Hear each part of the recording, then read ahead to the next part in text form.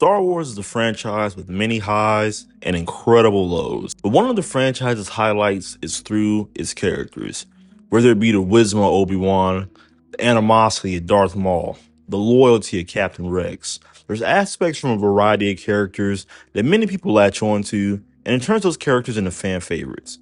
And just like every Star Wars fan, I too have a favorite character as well. Anakin Skywalker. Many stories often follow the same character themes and plot threads. The good guy who's being called to adventure, unsure of his abilities, but through many trials and tribulations, trumps adversity and becomes the hero of their tale. Now, you may be thinking that it sounds familiar, and it should, because within Star Wars, that is describing Luke Skywalker. And what I find so appealing to Anakin is that he is the opposite in this story. See, with Anakin, we are still led to believe the same things as the typical hero's story goes, but unlike Luke, he doesn't win in the end. He fails. And for so many reasons that ultimately come down to one thing, him being human. See, in the OG trilogy, we're to believe that being a Jedi is akin to being a superhero. Even in verse, the Jedi are legends. Some don't even believe them to be real, as well as the Force.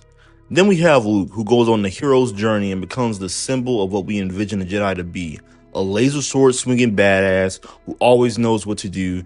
He even had this all black fit. This shit was sick.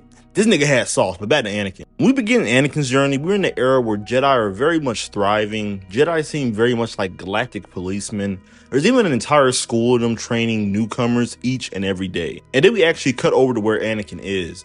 And Anakin kind of starts off in a similar way like Luke. He's in a very rough life and gets called out to adventure. But this is where they begin to differ. See, when Luke began his journey, he was very much unsure until his family was killed, which in turn led him to not having any attachments and nothing keeping him on Tatooine.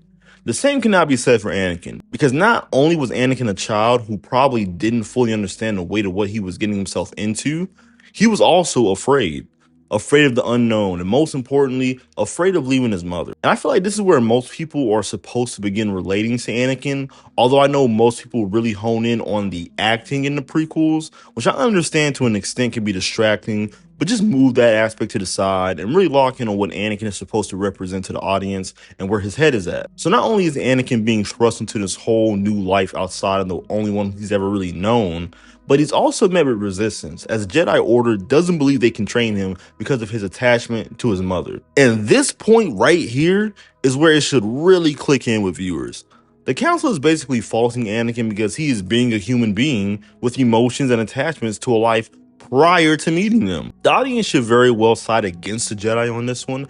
They just took a young boy from his family, albeit a rough life, before meeting him, but still a life all his own, and they're telling him to forget all that and to leave it all behind. It would be like your job telling you that you have to relocate to the opposite side of the country. You would essentially have to leave everything you've come to love and try to begin a new life elsewhere. Stuff like that is already extremely difficult on grown adults, let alone a young child. And much like any human being, Anakin began to just harbor his emotions. He can't display how he really feels out of the ridicule from the Council. He's a person so far removed from the Jedi that he simply can't abide to their customs.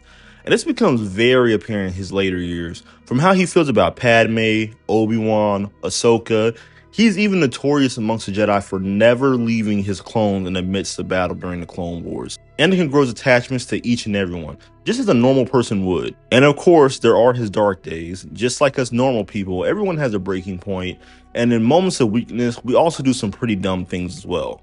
Anakin constantly snaps on random whims of aggression just like normal people from time to time, because he allows himself to live as a human and not like a stoic symbol as most Jedi portray themselves to be. Now, killing people I would certainly hope none of you guys are partaking in, right? But Anakin's rage of losing a loved one, his fear and anxiety consuming him at the thought of losing a loved one, is probably the best aspect of his character. This is what anybody, and I mean anybody, can relate to, and put themselves in his shoes. Being just a moment too late to fully talk to a loved one that's passing away is an experience I hope none of you have to go through. And the fear of losing someone is something I know we all go through, no matter who it is, and ultimately it consumes him. Anakin becomes a monster whose objectives have completely muddied his initial goal, which was to save and protect the people he cares most about. And in an effort to do so, completely loses every part of himself. Literally. This man is no longer a hero of his story. He is in every meaning of the word a monster, and I feel like there's still something there that we can relate to. To lose ourselves to the way life is, not having any control of what stands to happen, is extremely hard. It is extremely hard. And much like Anakin, I'm sure we all have made some attempt to try and fix it and come to no avail. Sometimes ending up in a worse place than where we first started. Anakin's themes are just way more relatable to me than anything Luke or Obi-Wan or Han or Rey could ever be. Anakin is supposed to represent us if we were thrust into this universe, the only human among the stars.